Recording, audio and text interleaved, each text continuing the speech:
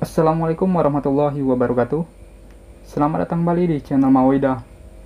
Nah, di video kali ini saya akan membahas perusahaan yang sebentar lagi akan melakukan right issue, yaitu PT Merdeka Cooper Gold Tbk atau kode tikernya MDKA. Untuk kantor pusat MDKA sendiri yaitu berlokasi di Jalan Rasuna Said, Karet Kuningan, Setiabudi, Jakarta Selatan. Sedangkan untuk kegiatan utama perseroannya yaitu bergerak di bidang pertambangan emas, perak, tembaga, dan mineral lainnya. Dan juga ada jasa pertambangan melalui anak perusahaannya. Sedangkan untuk lokasi pertambangannya sendiri yaitu ada di 3 provinsi. Yang pertama, Provinsi Jawa Timur, Provinsi Maluku, dan Provinsi Gorontalo. Lalu informasi mengenai right issue-nya. Untuk tanggal come-date-nya itu di tanggal 13 April 2022 dan bisa mulai diperdagangkan pada tanggal 20 sampai dengan 20 April 2022. Untuk rasionya sendiri yaitu 9.401 banding 495. Sedangkan untuk harga tebusnya yaitu di harga 2.830. Sehingga maksimal dana yang akan diperoleh nanti yaitu kurang lebih 3,4 triliun. Sedangkan untuk yang menjadi standby buyer-nya yaitu PT Brum yang berlokasi di Hong Kong. Sedangkan jika kalian tidak berminat untuk menebus right issue-nya dan sudah mempunyai sahamnya, maka saham kalian akan terdilusi maksimal 5%. Nah, berikut merupakan daftar pemegang saham dari perseroan. Jika kita lihat di sini, tidak banyak perubahan ya teman-teman. Hanya saja ada perubahan pada bulan Januari ke Februari, yaitu ada penjualan oleh Bapak Garibaldi Thohir sebanyak 0,08% dari saham yang dimilikinya.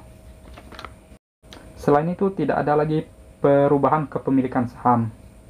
Untuk PT Mitra Daya Mustika, PT Saratoga Investama Sedaya, dan PT Suwarna Arta Mandiri, itu ketiganya tidak akan menebus hak right issue-nya nanti.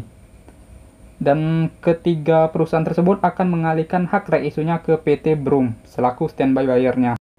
PT MDKA akan menggunakan dana right issue-nya itu terbagi menjadi 4 bagian. Pertama, sekitar 60% akan digunakan untuk dialokasikan kepada PT Bumi Sukses Indo untuk mendanai sebagian kebutuhan belanja modal, pembayaran sebagian pokok utang dan modal kerja.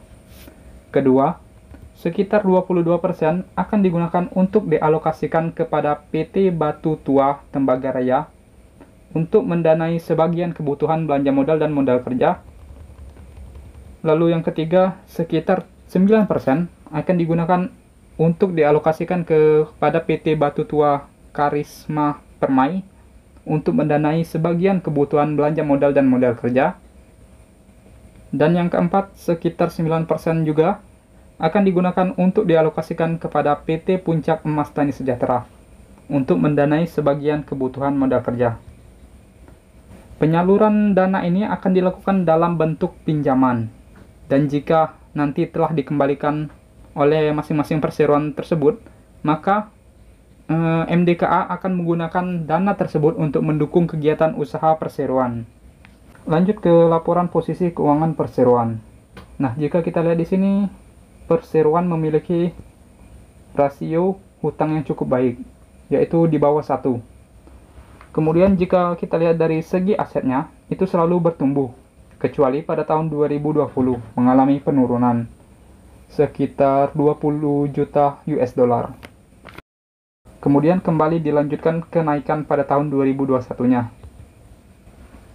Sedangkan untuk laporan keuangan laba ruginya, jika kita lihat di sini sebenarnya dalam 4 tahun terakhir perseroan harusnya mampu meningkatkan peningkatan pendapatan dan laba rugi.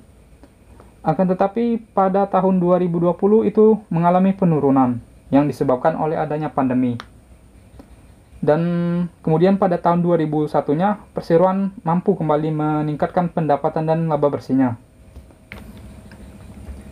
Lalu bagian yang terakhir yaitu kesimpulan. Untuk kalian yang sudah mempunyai sahamnya, dan akan mendapatkan hak right isunya, itu ada dua kemungkinan. Jika kalian berminat untuk investasi jangka panjang, saran saya lebih baik kalian tebus right isunya. Karena selain agar saham kalian tidak terdilusi, itu juga karena perseroan memiliki kinerja yang cukup baik dan prospek yang cukup baik ke depannya. Sehingga kalian bisa berinvestasi di perusahaan ini. Sedangkan untuk kalian yang hanya mengincar capital gain jangka pendeknya, itu kalian harus hitung terlebih dahulu. Kalian dapat sahamnya di harga berapa. Jika kalian dapatnya di harga mahal, misalnya di harga 5.000 ke atas, tapi kalian tetap ngotot pengen dapat right isunya, ya kemungkinan besar kalian bakalan rugi. Karena mayoritas perusahaan yang melakukan right issue, itu harga sahamnya akan turun dalam periode perdagangan right isunya. Akan tetapi jika kalian dapat harga sahamnya itu 1 tahun yang lalu misalnya, yang harganya masih 2.000-an, ya otomatis saya sarankan tebus right isunya. Rugi malahan kalau kalian tidak menebus right isunya. Oke, mungkin ini saja yang dapat saya sampaikan. Terima kasih telah menonton. Sampai jumpa di pembahasan saya selanjutnya.